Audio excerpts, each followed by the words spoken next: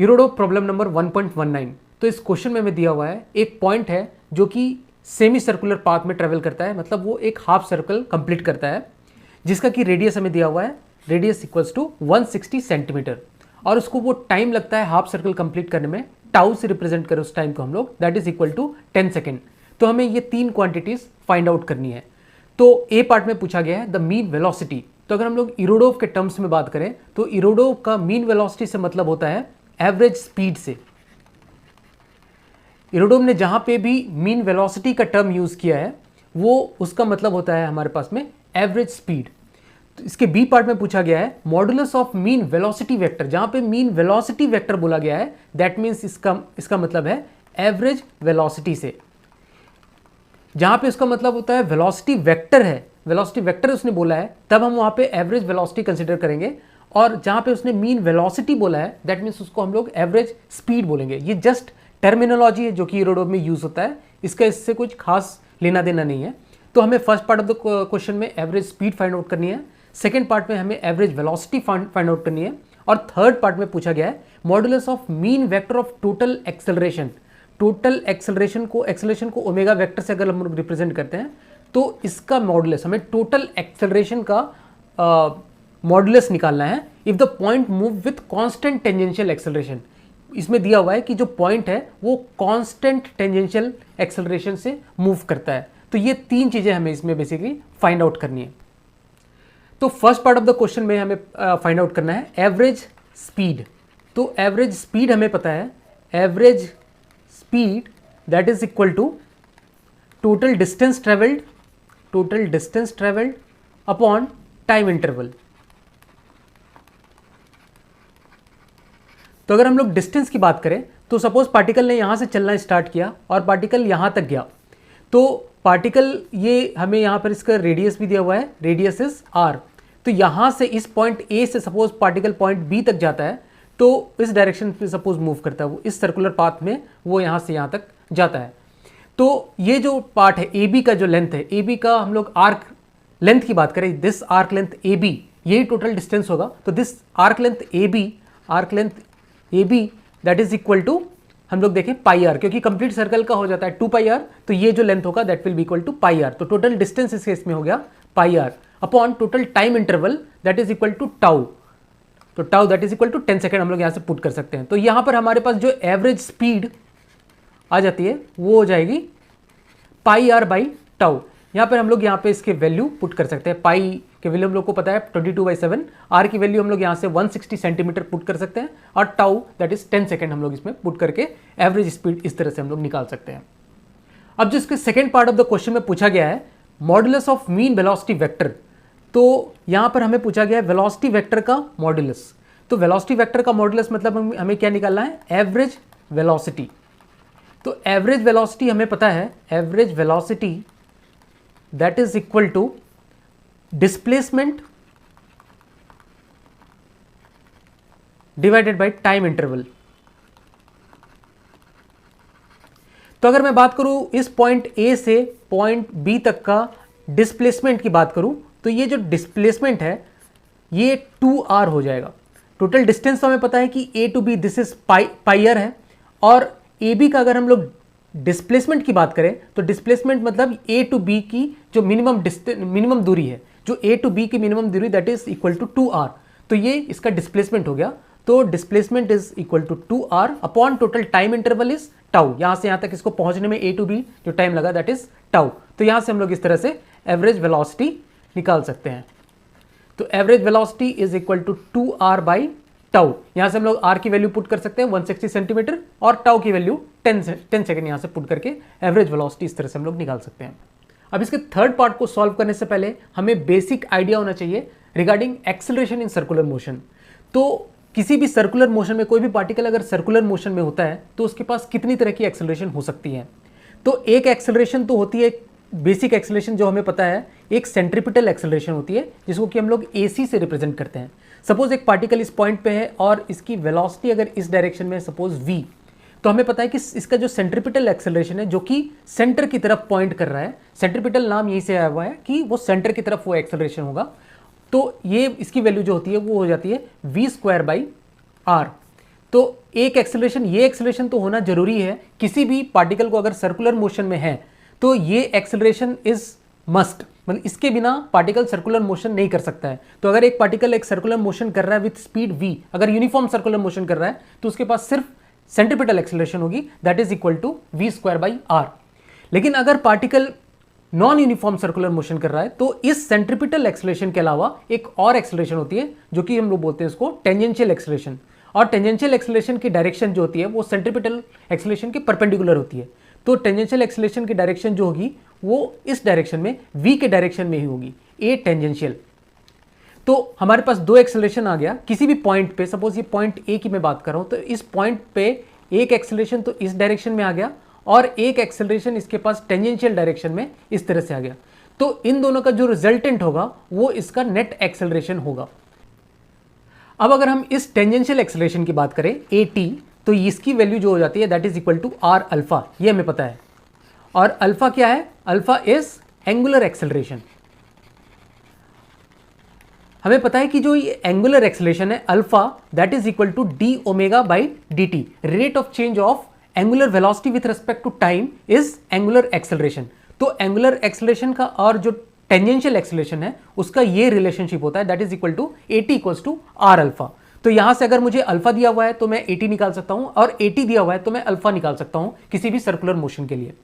अच्छा, अगर हमें पता है कि at is constant, if at is constant then मैं बोल सकता हूं कि alpha is also constant.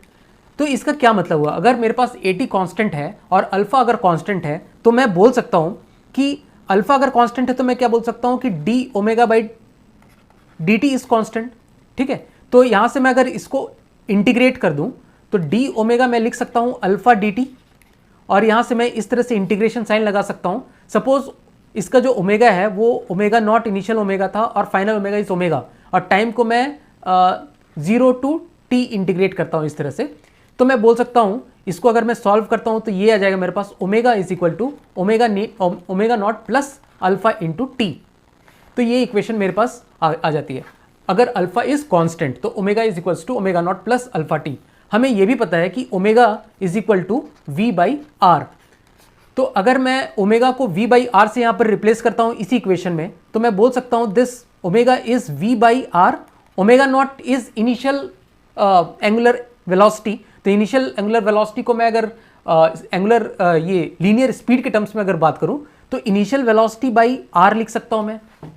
Initial omega not is equal to initial velocity by r plus alpha को मैं लिख सकता हूं यहां से at by r, a tangential by r into T.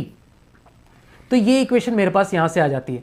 तो यहां से हम लोग देख सकते हैं मेरे पास एक इक्वेशन यहां से आ जा रही है v is equal to U plus A T into T.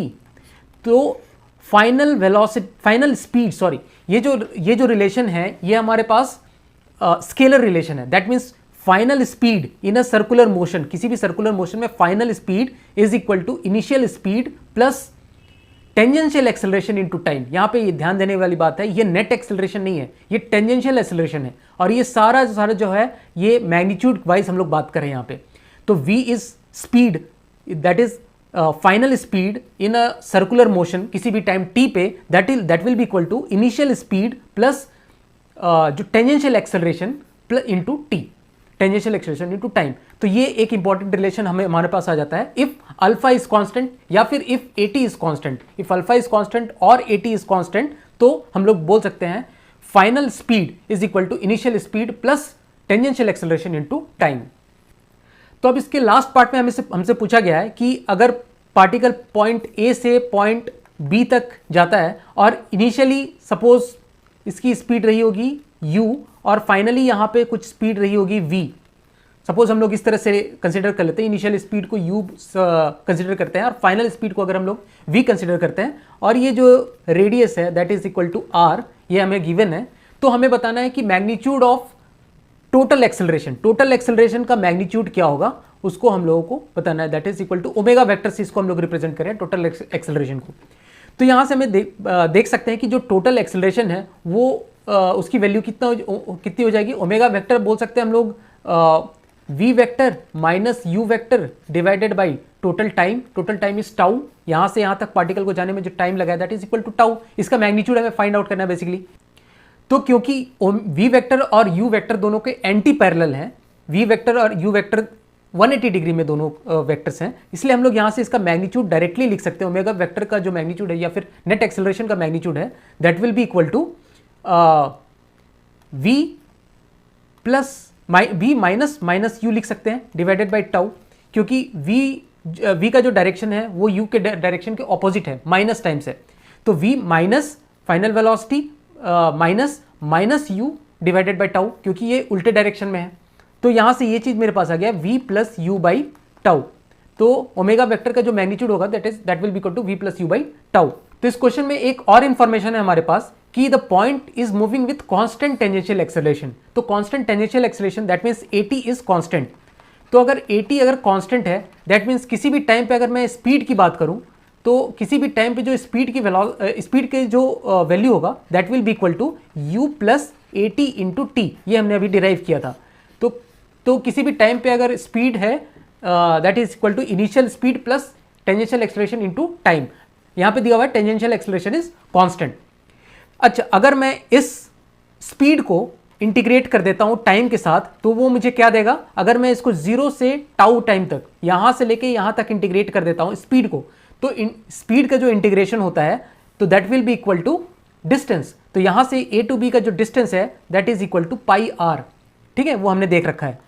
तो अगर मैं यहां से 0 टू टाउ तक v डैश की यहां पर वैल्यू रखता हूं और इसको इंटीग्रेट करता हूं at into t equals to pi r, और इसको इंटीग्रेट करने की कोशिश करता हूं तो ये बन जाएगा u tau plus at into tau square by 2 equals to pi are. तो यहां से मैं देख सकता हूं ये जो हो जाएगा 2 times of 2 u tau plus at into tau square equals to 2 pi r, यहां से बोल सकता हूं।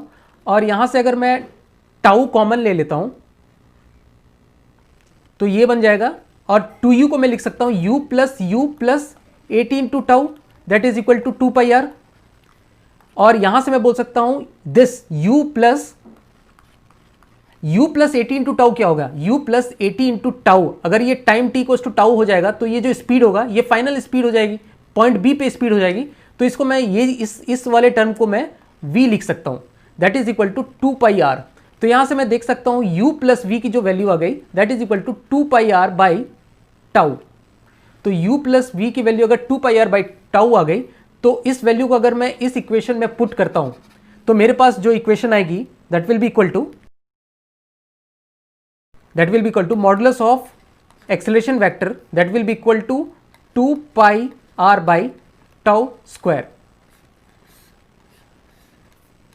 यहां पर मुझे r की वैल्यू पता है that is equal to 160 centimetre और टाउ की वैल्यू है 10 सेकेंड। तो ये दोनों वैल्यू पुट करके मैं मैग्नीट्यूड ऑफ एक्सेलरेशन वेक्टर निकाल सकता हूं। तो इस तरह से हम लोग इस क्वेश्चन को सॉल्व कर सकते हैं। Thank you.